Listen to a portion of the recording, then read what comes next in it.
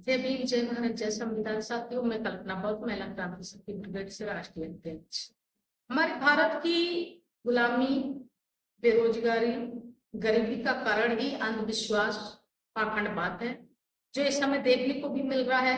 सावन का महीना चल रहा है, कांवड़िए कांवड़ ढोने का काम कर रहे हैं, और जो कांवड़िए कांवड़ उठाने का काम कर रहे हैं, आखिरी कौन लोग? काशी, यादव, जियो, कुम्हार, मौर्य, मौर्य,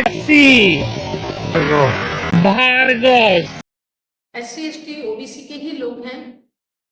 इस समाज को गुलामी की व्यवस्था से निकालने के लिए बाबा साहेब भीमराव अंबेडकर जी ने अपने 4 बच्चों की कुर्बानियां भी दी, और इनको समानता का अधिकार दिलाने के लिए संघर्ष करते करते खुद को भी कुर्बान कर लिए। लेकिन ये समाज आज भी गुलामी को नहीं छोड़ पा रहा है। आज भी अंधविश्वास, पाखंडवाद को ढोए जा रहा है। बाबा साहब ने समानता का अधिकार दे करके कमर की झाड़ू, गले की हाड़ी तो उतरवा दी, लेकिन इन मंदबुद्धि के लोगों ने, अंधविश्वासी लोगों ने उसका रूप बदल करके गुलामी का कांवड़ उठाने का काम शुरू कर दिया, कांवड़ ढोने का काम शुरू कर दिया। ये गुलामी का प्रतीक है। विज्ञानवाद की ओर बढ़ने की बजाय अंधविश्वास की ओर बढ़े जा रहे हैं। संसद में घुसने की बजाय मंदिरों में घुसने का काम कर रहे हैं। यहीं पर बाबा साहब ने एक बहुजन समाज के लोगों के लिए एक संदेश दिया था कि है बहुजन समाज के लोगों, आपको मंदिर का रास्ता त्याग करके आपको संसद की ओर बढ़ना होगा, और संसद में घुसने के लिए आपको लड़ना होगा, क्योंकि वहीं पर आप सुरक्षित हैं, आपके अधिकार सुरक्षित हैं, और आप इस देश के शासक हैं। आपकी मूल निवास की वो धरोहर है, और उसकी रक्षा करना आपका दायित्व है। लेकिन हमारे लोगों ने क्या किया, वो यहां पर भी उल्टा करते हैं कि संसद में घुसने की बजाय मंदिरों में घुसने की लड़ाई लड़ रहे हैं, और कुत्तों की तरह लड़ते हैं, और लड़ झगड़ के फिर मुकदमे लिखते हैं, फिर जेलों की हवाएं खाते हैं। और यहीं पर जो मंदिर के पुजारी, मठाधीश हैं, उन्होंने क्या किया कि मंदिर छोड़ करके संसद में घुसने के लिए लड़ना शुरू कर दिया, और आज संसद में बैठ करके वो हम सब पर राज कर रहे हैं, और हम उनके गुलामी ढोए जा रहे हैं। और अंधविश्वास, पाखंडवाद को भी सरकारें बढ़ावा दे रही हैं कि किस तरीके से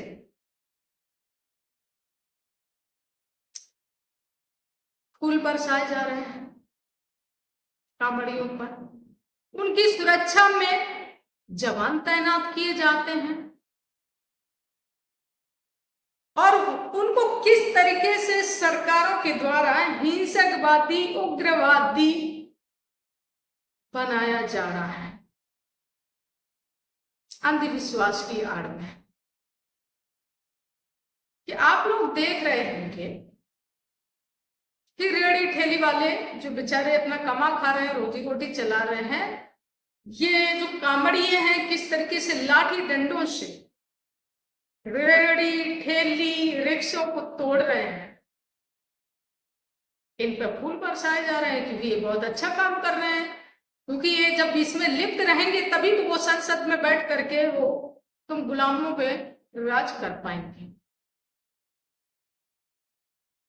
और किस तरीके से ये कांवड़िए सरकारी संपत्तियों को नुकसान पहुंचा रहे हैं, पुलिस की गाड़ियों को तोड़ रहे हैं, और जगह जगह जो सरकारी संपत्तियां जो बनी हुई हैं, रेड लाइट वगैरह तोड़ रहे हैं। ये सब क्या है? यहां पर किसी एक कांवड़िए पर FIR दर्ज नहीं हुई जो इस तरीके का हिंसावादी काम कर रहे हैं, अगर यहीं पर अब दो पहलू यहाँ बनते हैं, आप लोग देख सकते हैं कि यहाँ पर अगर हक अधिकारों की बात करता है कोई व्यक्ति और रोड सड़कों पे उतर करके अपनी आवाज को उठाता है, तो उनको क्या नाम दे दिया जाता है?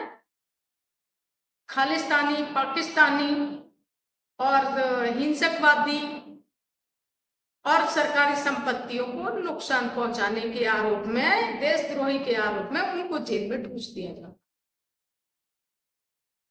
है। क्योंकि आप शिक्षा, रोजगार, नौकरी की और अपनी बराबरी की बात नहीं कर सकते, लेकिन हिंसकवादी, उग्रवादी, नशेड़ी, कबाबी तो आप बन सकते हो, तो आपको सुरक्षा भी दी जाएगी, आपके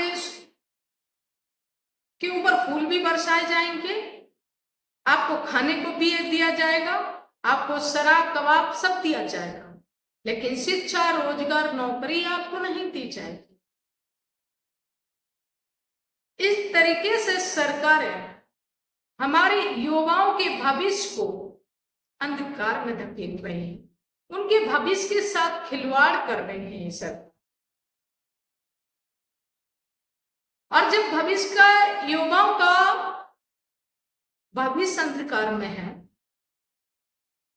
तो देश किस ओर जा रहा है ये आप लोग समझ सकते हैं, क्योंकि देश का भविष्य ही देश का युवा है, उनका भविष्य तो अंधकार में है, क्योंकि सरकार उनको उस व्यवस्था से, उस अंधविश्वास से, उस पाखंडवाद से निकलने ही नहीं देना चाहती।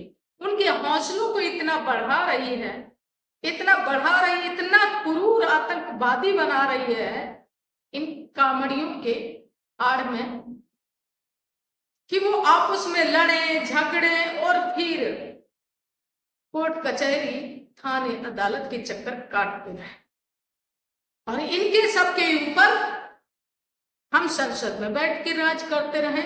ये मनुवादियों की और ये गवर्नमेंट जो वर्तमान सरकार बीजेपी है, इसकी साजिश है।